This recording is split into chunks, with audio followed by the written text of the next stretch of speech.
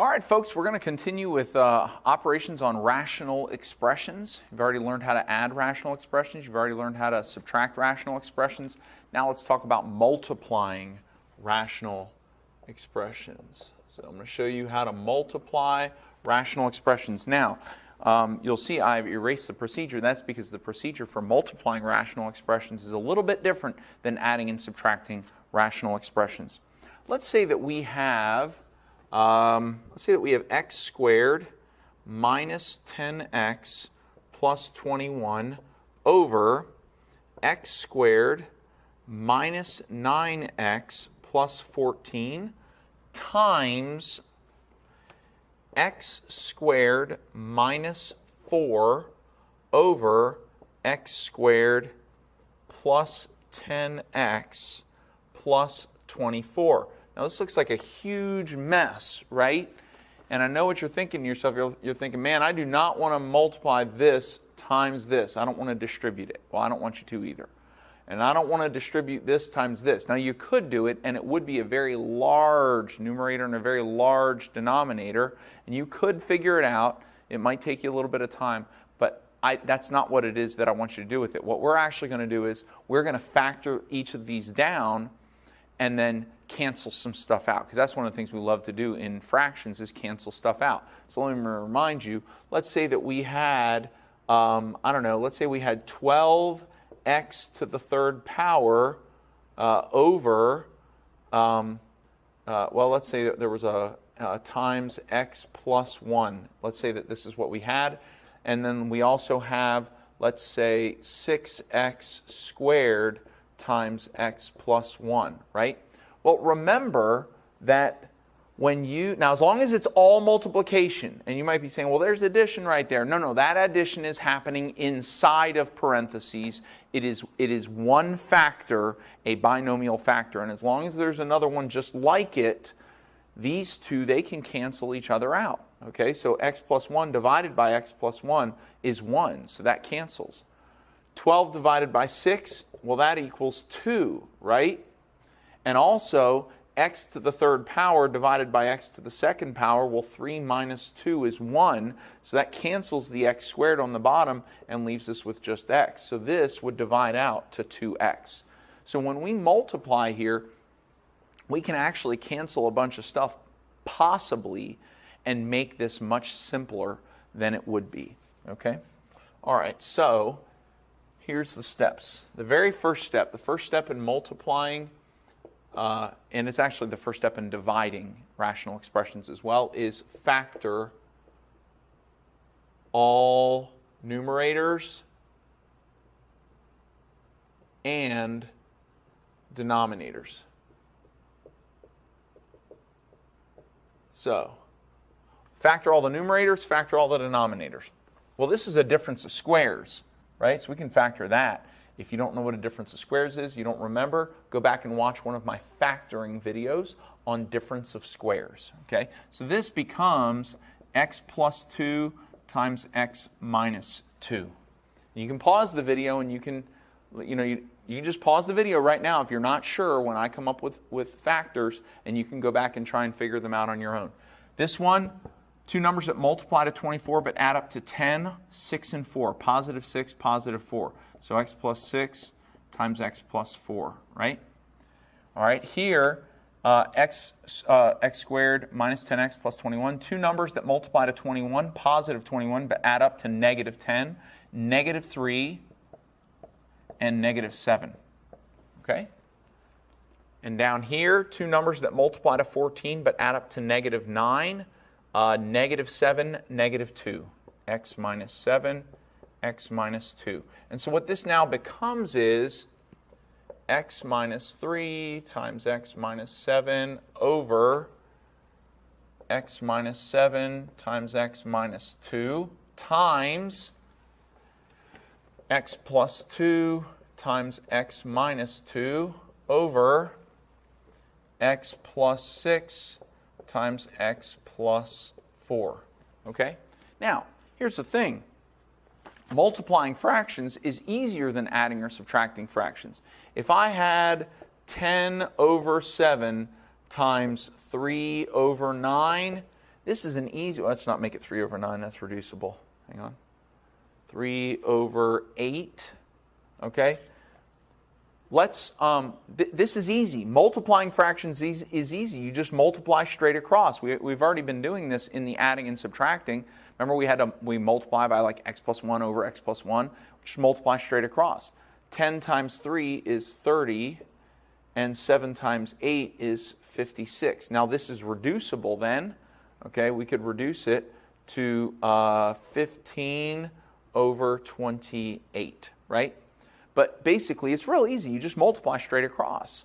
So if all we're doing is multiplying straight across, then all we have to do is do x minus 3 times x minus 7 times x plus 2 times x minus 2. We just put all those factors right next to each other on one line. X minus 3, x minus 7, x plus 2, x minus 2, all in one fraction. Okay, so this is going to be step 2. Step 2 is going to be multiply the numerators and denominators. I mean, really, you could just get rid of this and extend the line, right? I mean, it's basically just becoming one fraction with all the factors in the numerator, all the factors in the denominator. And the reason for that, the reason we can do that is because the numerators and denominators are in factored form. Factored form. It's the form of a function where everything is simply being multiplied by each other. And it makes it really easy. Factored form makes it very easy to deal with certain aspects of a function. And one of the things that factored form really makes easy is the ability to multiply two fractions. Okay? So now the denominator just becomes those four factors. So we got x minus 7 times x minus 2 times x plus 6 times x plus 4. So there's our numerator, there's our denominator. Now, remember what we did before at the beginning of this video is I made a fraction. Now we were able to cancel things. So we're able to cancel anything, any factor that matches in the numerator with the denominator. It's got to be 1 for 1. So like if I had x plus 2 up here and x plus 5, and down here I had x plus 5, x plus 3, and another x plus 5, I'm not going to cancel 1 in the top with 2 on the bottom. I can only cancel 1 for 1. In order to cancel a second x plus 5, I would have to have another x plus 5 in the numerator. Since I don't, I can't cancel this other x plus 5. 1 for 1. That's it. All right, so look at this. So here's an x minus 3 in the numerator. Is there an x minus 3 in the denominator? Nope. X minus 3 stays. Here's an x minus 7. Is there an x minus 7 in the denominator? Right there. So that means I can cross this one out and this one out. They cancel because x minus 7 divided by x minus 7 equals 1. And 1 times anything is itself. So what we have remaining is equal to what we had before. Here's an x plus 2. Is there an x plus 2 down? Oh, there's an x minus 2.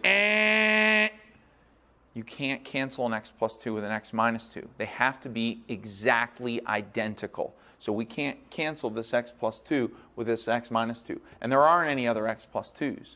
There's just x minus 2s. What do we got here? Oh, x minus 2. And an x minus 2, we can cancel those. There we go.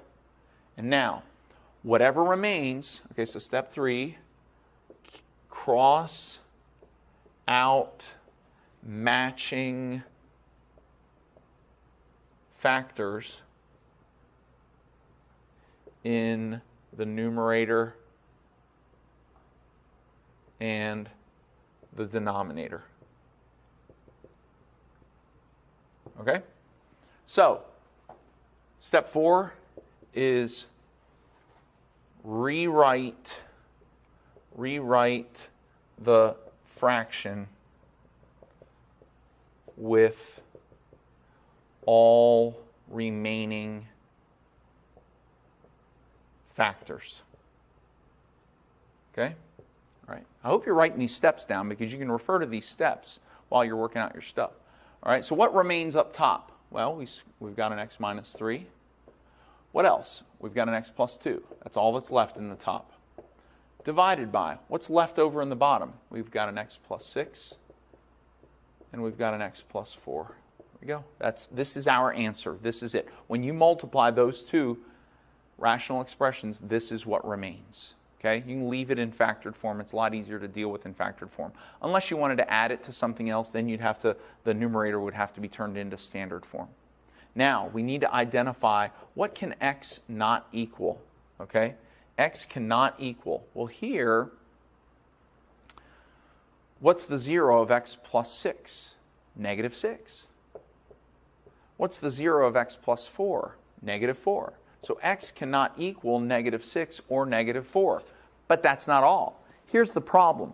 Just because we crossed out these terms here doesn't mean that we can now plug a 7 in or plug a 2 in. See, if we were to plug a 7 or a 2 in to these fractions over here, it would still give us a denominator of 0. What happened here is this is just a different kind of 0, and I'm going to explain them in just a minute. So even the things that were crossed out, we have to say that x cannot equal if those are 0. Okay? So go to the things that you crossed out. What would make x minus 7 equal 0? Positive 7. And what would make x minus 2 equal 0? Positive 2. So x also cannot equal those. But these zeros, or these denominator zeros, are a different kind of these, or a different kind than these. And I want to explain it to you. When a factor remains and the denominator equals 0, we're going to learn about this in a couple weeks, but it's called a vertical asymptote. So on those, I want you to put VA over top, VA, vertical asymptote. Now, we haven't learned what a vertical asymptote is yet, but we're gonna. For now, I want you to understand that this is how you identify a vertical asymptote. And then, for any factors that were crossed out, we're going to call those a hole. It creates a hole in the graph. It's very interesting. We haven't talked about it yet, but here's what I want you to do. I want you to put an H, just an H, over top or underneath of those numbers so that we know that at negative 6, there's a vertical asymptote. At negative 4, there's a vertical asymptote. At 7, there's a hole, and at 2, there is a hole. I want you to do this every single time for the multiplication and for the division problems. Okay? Let's do, I'm going to give you one more example, and then you work it out, and then I will work it out as well, and we'll see if you get the right answer. All right, let's erase this. Let's erase this. Okay. All right, so are you ready for this one? All right, it is 3x squared plus 33x over x squared plus 12x plus 11 times x squared plus 4x minus 32 over 6x cubed minus 24x squared. Now, go ahead and pause the video. Use this procedure on this multiplication problem and see what you come up with. Okay, hopefully you had a chance to come up with the right answer. I'm going to use a different color while I factor over here. All right, factoring up here, if I factor this, two numbers that multiply to negative 32 but add up to positive 4 are x plus 8 and x minus 4. Down here, two numbers that multiply to 11 but add up to 12 are 1 and 11. So we've got an x plus 1 and an x plus 11. Up top here. Here we're not going to use product sum factoring. We're actually going to take out a greatest common factor. Now, I can take out an x because both of these terms have an x, but the smallest number is x to the first power, so I can only take one x out. All right. Also, the number 33 and the number 3 are both divisible by 3. So I'm going to take a 3 out. Then put a parenthesis. 3x squared divided by 3x leaves a single x. That's just x. 33 divided by 3 is 11, and x divided by x, well, that cancels out. So it's just 11 plus 11. All right, did that. Down here, same thing, greatest common factor. We've got an x cubed and an x squared, which means I can take an x squared out. You can only ever take the smallest number of x's that are in all of them. What goes into 6 and 24? Whoops, yeah, I shouldn't have put that yet. What goes into 6 and 24? Well, 6 does, right? So I'll put a 6 on the outside here, okay? And then what's 6x cubed divided by 6x squared? Well, that just leaves one x left over. And what's, now here, the x squared here and the x squared here, those cancel. What's negative 24 divided by 6? Well, that's negative 4. And so now I have successfully factored both numerators and both denominators, giving me 3x times x plus 11 over x plus 1 times x plus 11 times x plus 8 times x minus 4 over 6x squared times x minus 4. Okay? And now I can actually just start crossing stuff out now. I don't actually have to do the next step. I don't have to combine them together. Look, I've got an x plus 11 on the bottom and an x plus 11 on the top. I've got an x minus 4 on the top and an x minus 4 on the bottom. Here, now watch this. I'm going to go ahead and rewrite it now. 3x times x plus 8 over 6x squared times x plus 1. But I'm not done yet. Look at this. I can cancel an x here. X divided by x. I have x is a factor. It's its own factor, just x. X is the same thing as x plus 0. Okay? So I can cancel an x, and one of the x's here. See, there's two. X squared means x times x. I can only cancel one of them because there's only one x in the top. So I'm canceling one of the x's. And also, what's 3 divided by 6? Well, 3 over 6 reduces to 1 over 2. So I can kind of cancel that too. So this becomes a 1 and this becomes a 2. Now my final answer here is x plus 8 over 2 times x plus 1. And now what can x not equal? Well, the only thing in the, oh, I'm sorry, it's 2x times x plus 1. Sorry about that. I hope you were thinking that. I hope you're like, wait, he messed up. I did mess up. 2x times x plus 1. So now, in the denominator, what would make x plus 1 equal 0? Well, it's negative 1. What about here? What would make just x equal 0? 0 would. There's no modifier to the x. It's not x plus or minus anything. It's just x. So what would make x equal 0? Well, if x equals 0. So x cannot equal 0. Also, what did we cross out? We crossed out an x plus 11, meaning that x cannot equal negative 11, and we crossed out an x minus 4, meaning x cannot equal positive 4. The ones that are here, the negative 1 and the 0, are those vertical asymptotes or holes? Now remember, the ones that are left, the ones that are left over, are vertical asymptotes. So VA, VA.